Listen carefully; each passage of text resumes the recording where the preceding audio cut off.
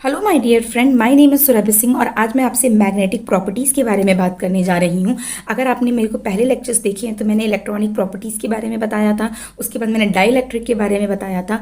तो अगर आप मैग्नेटिक प्रॉपर्टीज़ पढ़ने जा रहे हैं तो आप इलेक्ट्रॉनिक प्रॉपर्टीज़ ज़रूर पढ़कर आइए। इनकेस आप इलेक्ट्रॉनिक प्रॉपर्टीज़ पढ़ चुके हैं तो magnetic properties is just a piece of cake, यानी बहुत ईजी, बहुत आसान है। बहुत सारे सिमिलर टर्म आएंगे जिससे आप इलेक्ट्रॉनिक मटीरियल की प्रॉपर्टीज़ से आप उसको लिंक कर सकते हैं। तो चलिए जल्दी से शुरू करते हैं।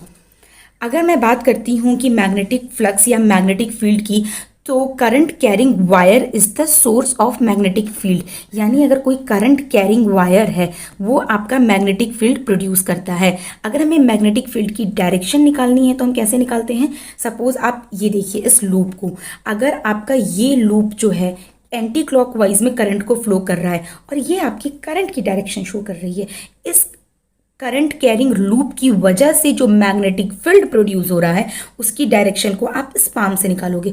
अब देखो करंट हमारी एंटी क्लॉक मूव कर रही है और ये पाम को अगर आप क्लोज करोगे तो आपको समझ में आ रहा है कि जो आपका जो मैग्नेटिक फील्ड है वो अंदर से बाहर की तरफ आ रहा है। तो ये आपका अंदर का सिंबल है क्रॉस का, और जो ये बाहर की तरफ आ रहा है एरो, उसको मैंने बाहर की साइड लगाया है। ये चीज़ याद रखिएगा कि जो करंट कैरिंग वायर है उसको एक लूप में होना जरूरी है, क्योंकि आपको भी पता है कि कोई सिंपल करंट कैरिंग वायर हो, ओपन में हो, तो वो आपका करंट नहीं प्रोड्यूस करेगा। तो हम अगर यहाँ पर बात करें, आप इस डायग्राम को देख रहे होंगे तो आपको समझ में आ रहा होगा कि ये करंट कैरिंग वायर है। इसके करंट कैरिंग वायर की वजह से मैग्नेटिक फील्ड प्रोड्यूस हो रही है या मैग्नेटिक फ्लक्स जनरेट हो रहा है, जिसकी डायरेक्शन वो भी एक लूप की तरह ही जनरेट होगा। अब आप इससे बात अच्छे से समझ सकेंगे। सपोज ये आपका करंट कैरिंग लूप है, ठीक है। करंट की डायरेक्शन मैं बोल रही हूँ एंटी क्लॉकवाइज है, ये करंट की डायरेक्शन हो गई। मैं राइट हैंड रूल यूज कर रही हूँ।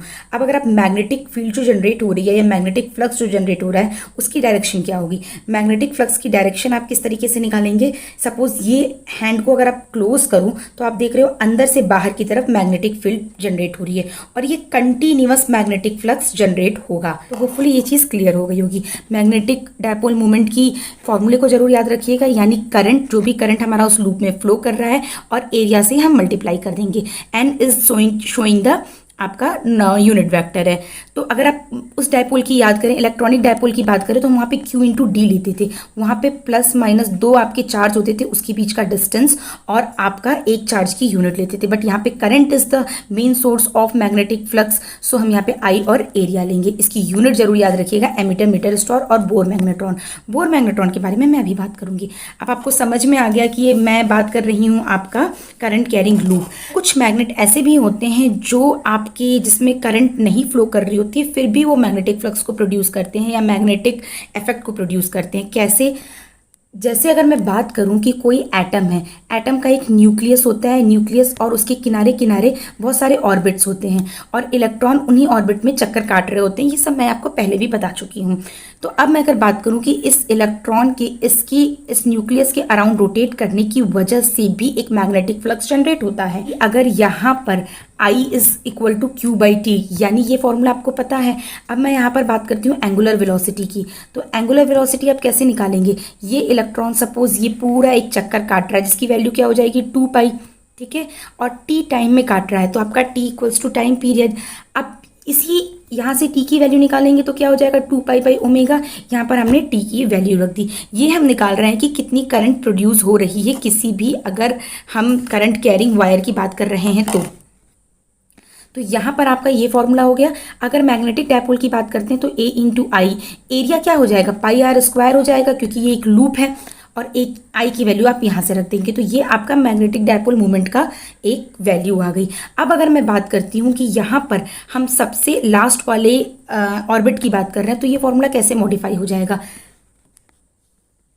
अब मैं यहाँ पे बात करूँ कि बोर हाइपोथेसिस क्या कहता है। एंगुलर मोमेंटम जो होता है आपकी किसी भी ऑर्बिट या किसी भी लूप का, वो क्या होता है? mvr और equal to NH upon 2 pi, where n is the orbit number. हम कौन से ऑर्बिट नंबर की बात कर रहे हैं? अगर हम यहाँ पे बात करें तो ये आपका सेकेंड ऑर्बिट है। h is Planck constant. और आपको पता है कि लीनियर वेलोसिटी क्या होता है? एंगुलर वेलोसिटी से इस तरीके से लिंक्ड होता है, bv equals to wr। Dear student, ये बहुत छोटे छोटे फॉर्मूले हैं, क्वेश्चन आपका इस फॉर्मूले से भी आ सकता है। आप ये मत सोचिएगा कि जो ब्रैकेट के अंदर फॉर्मूला है सिर्फ उसी से क्वेश्चन बनेगा। तो मैं ये कहूंगी कि ब्रैकेट के अंदर फॉर्मूले को रिवाइज करने की बजाय ये छोटा सा डेरिवेशन दिमाग में रखिएगा। डेरिवेशन दिमाग में रखने से आपके ये फ़ायदा होगा कि जो अगर बीच के क्वेश्चंस बनते हैं तो आप उसको भी सॉल्व कर पाओगे। तो यहाँ से अगर हम v की वैल्यू निकालते हैं, v की जगह अगर हम यहाँ पे WR पुट करते हैं और अगर हम यहाँ से एंगुलर वेलोसिटी की वैल्यू निकालते हैं तो उसका फॉर्मूला होता है NH/2πmr²। यहाँ n क्या है? आपका ऑर्बिट का नंबर है। इस ओमेगा की वैल्यू को आपको पुट करना है यहाँ पर। ये जो आपका PB यानी मैग्नेटिक डायपोल का फॉर्मूला आया था, इसमें जो ओमेगा की वैल्यू थी उसको आप पुट करोगे यहाँ से जब आप ओमेगा को वैल्यू को पुट करोगे तो आपका ये इक्वेशन बनकर आ जाएगा। यहाँ पे प्लैंक कांस्टेंट आपको पता है, मास ऑफ इलेक्ट्रॉन पता है, तो 1 बोर मैग्नेट्रॉन, ये बहुत इंपॉर्टेंट है डियर स्टूडेंट, इसकी वैल्यू याद कर लीजिएगा। 9.27 × 10⁻⁻24 एम्पियर मीटर स्क्वायर होती है। जब हमने आपका एक ऑर्बिट को कंसिडर किया, सबसे पास वाली, अब इस फॉर्मूले को हम मॉडिफाई भी कर सकते हैं। अगर मैं सपोज बोलती हूँ कि थर्ड ऑर्बिट की बात कर रहे हो तो आप यहाँ पे थर्ड से मल्टीप्लाई कर देंगे। क्लियर है? यानी 3 × 9.27 × 10⁻⁻24। अगर मैं एट्थ ऑर्बिट की बात कर रही हूँ तो आप यहाँ पर एट्थ से मल्टीप्लाई कर देंगे। अब अगर बात आती है कि सपोज ये आपका कोई मटेरियल है, मटेरियल में जो आपका ये ऑर्बिट है ये आपका मैग्नेटिक फील्ड, मैग्नेटिक डायपोल को प्रोड्यूस कर रहा है।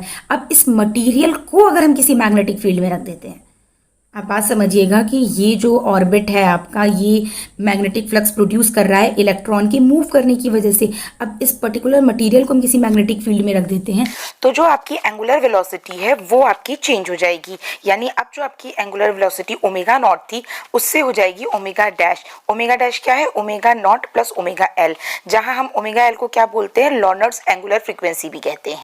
तो ये फॉर्मूला भी याद रखिएगा कि लॉरेंट्ज एंगुलर फ्रीक्वेंसी क्या होती है? EB/2m।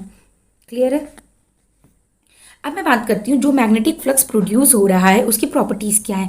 पहली बात तो ये लगातार कंटिन्यूअस होता है। अगर मैं बात करूं जो मैंने आपको इलेक्ट्रॉनिक डायपोल में बताया था तो वहाँ पर क्या थे कि आप दोनों मोनोपोल्स को सेपरेट कर सकते हैं, बट यहाँ पर जो मैग्नेटिक डायपोल बनता है, मैग्नेटिक फ्लक्स की मैग्नेट में बात करूँ तो वहाँ पर आप डायपोल को सेपरेट नहीं कर सकते हैं। सपोज अगर आप ये जो मैग्नेट है इसको ब्रेक भी करोगे तो वापस से N से S यहाँ पर एक S साउथ पोल जनरेट हो जाएगा। और जो ये आपकी मैग्नेटिक फ्लक्स लाइनें हमेशा नॉर्थ से साउथ की ओर होती हैं, और अगर मैग्नेट के अंदर बात करें तो साउथ से नॉर्थ की ओर होती हैं। तो जो मेन सोर्स है आपका मैग्नेटिक फील्ड को जनरेट करने का वो क्या है? फ्लो ऑफ करंट है। और मैग्नेटिक फील्ड जो लाइंस होती है वो हमेशा इक्वेटर के पैरेलल होती हैं। तो इसमें से कोई भी प्रॉपर्टीज आपकी असर्शन या रीजन में पूछी जा सकती है। अब मैं बात करती हूँ मैग्नेटिक फ्लक्स डेंसिटी की। जैसा कि मैंने आपको बताया कि कोई करंट कैरिंग लूप है जिसके अंदर आपका मैग्नेटिक फ्लक्स लाइंस जनरेट हो रही हैं इस तरीके से, तो ये जितनी फ्लक्स है, यानी अगर मैं इसको एक ही डायरेक्शन में शो करूँ इस तरीके से, तो जो इसकी इस लूप के अंदर जितनी भी मैग्नेटिक फ्लक्स हैं, अगर हम टोटल डेंसिटी को निकालना चाहेंगे तो जितनी इस फ्लक्स की वैल्यू है divided by area of this loop, तो उसके थ्रू हमारा मैग्नेटिक फ्लक्स डेंसिटी आ जाएगा। अगर हमारा ये मैग्नेटिक फ्लक्स यूनिफॉर्म है तो आप डायरेक्ट ये फॉर्मूला यूज़ करोगे φm = B × A। बट अगर आपका नॉन यूनिफॉर्म है मैग्नेटिक फ्लक्स, यानी कहीं पर ज़्यादा कहीं पर कम है, तो आप ये फॉर्मूला यूज़ करोगे, यानी इसको इंटीग्रेट कर दोगे। अब मैं बात करती हूँ इंटेंसिटी ऑफ मैग्नेटाइजेशन। जैसा कि मैंने आपको बताया कि अगर आप किसी मटेरियल को, मटेरियल मतलब उसके अंदर आपके न्यूट्रॉन, प्रोटॉन, इलेक्ट्रॉन होंगे। न्यूट्रॉन, प्रोटॉन, इलेक्ट्रॉन किस तरीके से होंगे? यानी आपके न्यूक्लियस के अंदर प्रोटॉन होंगे, बाहर आपके इलेक्ट्रॉन होंगे। तो यानी ऐसा मटेरियल जिसके अंदर आपके इलेक्ट्रॉन उसके ऑर्बिट में मूव कर रहे हैं, इस मटेरियल को अगर हम किसी मैग्नेटिक फील्ड के बीच में रख दें तो मैग्नेटाइजेशन का प्रोसेस होता है। मैग्नेटाइजेशन की किस तरीके से हम लिख सकते हैं? यानी जो भी इसका जो भी एक डायपोल मूवमेंट है, इस यहाँ पर जो एक डायपोल मूवमेंट जनरेट हो रहा है डिवाइडेड बाय वॉल्यूम। ठीक है। अब अगर मैं बात करूँ कि यहाँ पर ये जो 1/v है उसको हम किस तरीके से रिप्लेस कर सकते हैं? n से।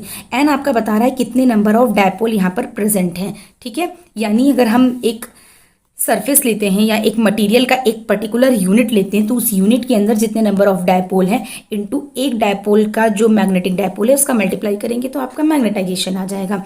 एक और फॉर्मूला होता है dipole moment of unit mass into density, जो आपका मैग्नेटाइजेशन को शो करता है। So when magnet material is placed in a magnetic field it get magnetise. तो ये आप मैग्नेटाइजेशन की इंटेंसिटी निकालते हैं। Now the next topic is permeability. वहां पर आप क्या पढ़ते थे? परमिटिविटी, यानी वहाँ पर आपने क्या पढ़ा था, परमिटिविटी, इसको जाई से शो कर रहे थे, यहाँ आप पढ़ रहे हैं परमिएबिलिटी। तो ये आपका रेशियो होता है मैग्नेटिक फ्लक्स डेंसिटी का और मैग्नेटिक फ्लक्स इंटेंसिटी का, एच का। ठीक है, तो आपका परमिएबिलिटी क्या बताता है, किसी मटेरियल में से कितनी मैग्नेटिक फील्ड लाइन पास हो रही है, या वो मटेरियल कितनी मैग्नेटिक फील्ड लाइन को अपने अंदर से पास करने को अलाउ कर रहा है, वो चीज़ आपका परमेबिलिटी बताता है। यहाँ पर देखिए म्यू आर इक्वल टू यह 1 है। ठीक है, अगर यहाँ पर बात करते हैं म्यू आर ग्रेटर देन 1 है, यानी जितना आपकी परमेबिलिटी की वैल्यू ज़्यादा होगा वो मटेरियल मैग्नेटिक लाइंस को अपनी ओर अट्रैक्ट करेगा। अगर आपका परमेबिलिटी कम होगा तो वो आपका मैग्नेटिक लाइंस को अट्रैक्ट नहीं करने की बजाय रिपल करेगा। तो ये आपका डाई मैग्नेट का केस आ जाता है, जो मैं भी आपको आगे बताऊंगी। होपफुली आपको ये फॉर्मूला याद हो जाएगा, बहुत ईजी है ये। नेक्स्ट मैं बात करती हूँ कि अगर मैग्नेटिक फ्लक्स डेंसिटी की, तो मैग्नेटिक फ्लक्स डेंसिटी आपका दो तरीके से कंसीडर हो सकता है, flux density due to external fluid और जो flux density due to magnetisation. इसमें से अगर आप म्यू नॉट को कॉमन ले लोगे तो फॉर्मूला हो जाएगा H+M। और आपको ऑलरेडी पता है कि जो मैग्नेटिक फ्लक्स डेंसिटी होती है, आपने EMFT में पढ़ा होगा, उसका फॉर्मूला होता है mu naught mu R H. तो यहाँ से अगर आप इस दोनों को इक्वेट करोगे तो आपको एक नया रिलेशन मिलकर आ जाएगा मैग्नेटाइजेशन, यानी इंटेंसिटी ऑफ मैग्नेटाइजेशन और मैग्नेटिक फील्ड इंटेंसिटी में, M इक्वल टू जाई एम इंटू एच। जाई m is susceptibility. Electronic material की बात करें तो वहाँ पर क्या होता था, जाई ई होता था। अगर ये जाई एम पॉजिटिव है तो ये शो करता है कि मैग्नेटिक फील्ड को अट्रैक्ट करेगा वो मटेरियल, नेगेटिव है तो उसका मतलब वो रिपल करेगा। म्यू आर ग्रेटर देन 1 है तो ये मैग्नेटिक मटेरियल है, म्यू आर लेस देन 1 है तो वो नॉन मैग्नेटिक मटेरियल है। और जो सबसे इंपॉर्टेंट फॉर्मूला होता है वो ये होता है, chi m equals to mu r -1। इसको लिक्विड करके घोट के पी जाइएगा, बहुत इंपॉर्टेंट फॉर्मूला है। चलिए अभी मैं कंपैरिजन बता देती हूँ, जिससे आपको दोनों, जो आपका इलेक्ट्रॉनिक मटेरियल आप पहले से पढ़े हैं और जो मैग्नेटिक मटेरियल अभी पढ़ रहे हैं, उन दोनों में कंफ्यूजन ना हो। अगर आप सिविल और मैकेनिकल के स्टूडेंट हैं तो शायद आपको कंफ्यूजन होने की ज़्यादा चांसेस हैं। तो अगर हमने इलेक्ट्रॉनिक मटेरियल की बात करें तो वहाँ हमने पढ़ा था इलेक्ट्रिक फ्लक्स, अभी हम पढ़ रहे हैं मैग्नेटिक फ्लक्स। वहाँ इलेक्ट्रिक फ्लक्स को हमने डिफाइन किया था E.A से, अभी हम मैग्नेटिक फ्लक्स को डिफाइन कर रहे हैं B.A से। क्लियर है, एरिया दोनों में सेम है, यहाँ पर हम इलेक्ट्रिक फील्ड ले रहे हैं, यहाँ पर मैग्नेटिक फ्लक्स ले रहे हैं। इलेक्ट्रिक फ्लक्स डेंसिटी की बात करें तो ε0 है, मैग्नेटिक फ्लक्स डेंसिटी की बात करें तो μ0H है। इलेक्ट्रिक फील्ड इंटेंसिटी आपका V/D है और यहाँ पर I/L है, याद कर लीजिएगा दोनों। अगर हम प्रॉपर्टीज़ की बात करते हैं तो वहाँ पर डाइलेक्ट्रिक कांस्टेंट है D/E, यहाँ पर परमिएबिलिटी है B/H, यानी E हमारा H के सिमिलर आ जाता है और D हमारा B के सिमिलर आ जाता है। बट ये दोनों आपको वैल्यूज़ याद रखनी है। यहाँ पर डायपोल मोमेंट आपके दो चार्ज में से एक चार्ज की वैल्यू और उनके बीच के डिस्टेंस के मल्टीप्लिकेशन को हम डायपोल मोमेंट बोल रहे थे, जबकि यहाँ पर हम क्या ले रहे हैं कि जो आपका एक लूप है, उस लूप का एरिया और उस लूप से जो करंट फ्लो कर रही है, उन दोनों का मल्टीप्लिकेशन। ये वैल्यू जरूर से याद रखिएगा, 1 dB एंड 1 बोर मैग्नेट्रॉन की। अभी हम पोलराइजेशन की बात करते हैं तो वहाँ पर हम क्या फॉर्मूला ले रहे थे, dipole moment divided by volume, यानी NP, 1 वॉल्यूम को मैं N ले ली थी। यहाँ पर भी सेम वही फॉर्मूला है, कोई कंफ्यूजन नहीं होनी चाहिए यहाँ पर। बट हम एक कैलकुलेशन जो अभी किए हैं मैग्नेटाइजेशन का, उसको जरूर याद रखिएगा, M इक्वल्स टू जाई एम इंटू एच। वहाँ हम पोलराइजेबिलिटी की बात करते थे। तो होपफुली आपको वीडियो पसंद आई होगी, समझ में आया होगा। कंपैरिजन मैंने इसीलिए बताया है। नेक्स्ट में मैं डायामैग्नेटिक, फेरोमैग्नेटिक के बारे में बताऊंगी, जो कि बहुत ईजी है अगर आप इलेक्ट्रॉनिक प्रॉपर्टीज पढ़ चुके हैं। तो वीडियो पसंद आ रही है तो लाइक करो ना यार, सब्सक्राइब करो, शेयर करो ताकि मैं बनाऊँ, अदरवाइज मैं लेट बनाऊंगी वीडियोज़। Thank you.